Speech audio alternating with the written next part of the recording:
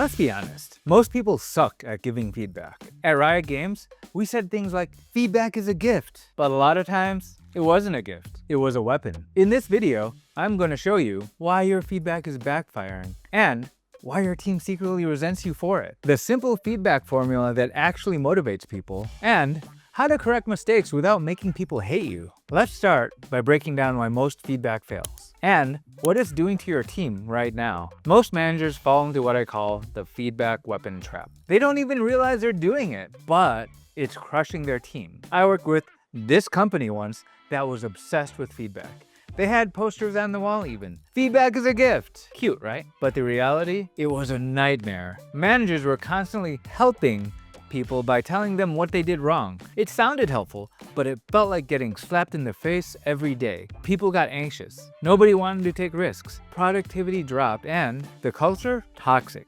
Here's what's actually going on when you give negative feedback. People get defensive. They stop listening because there's no clear next step. Stop screwing up isn't a helpful roadmap. It feels personal. Even if you say it's just about your work, people hear it as you're not good enough. So what happens? Your team stops talking, stops taking risks, and stops trusting you. Every feedback session chips away at the relationship. But here's the thing, there's a better way. And it's actually easier than what you're doing now. Here's the shift. Instead of telling people what they're doing wrong, tell them what they're doing right.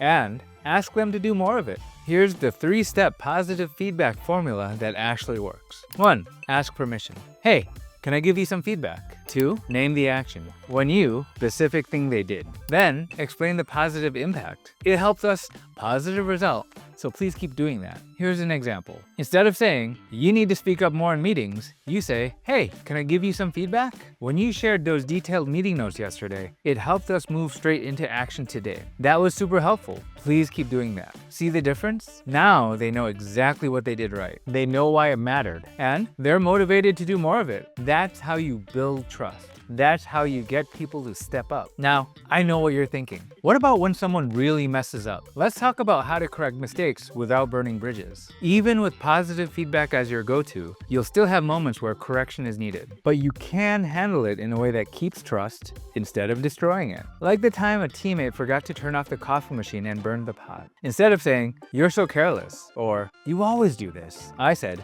hey, can I give you some feedback? When you left the coffee machine on yesterday, it burned the pot. We'll need to replace it. Can you double check next time? Thanks. No blame, no judgment, just the action, the impact, and the request. Here's the correction framework. 1. Focus on the action, not the person. When you insert specific action, then you explain the impact. This happened. And 3rd, make a clear request. Can you specific change next time? And remember, this is the 1 in 10. For every 1 piece of correction, you need 10 pieces of positive feedback.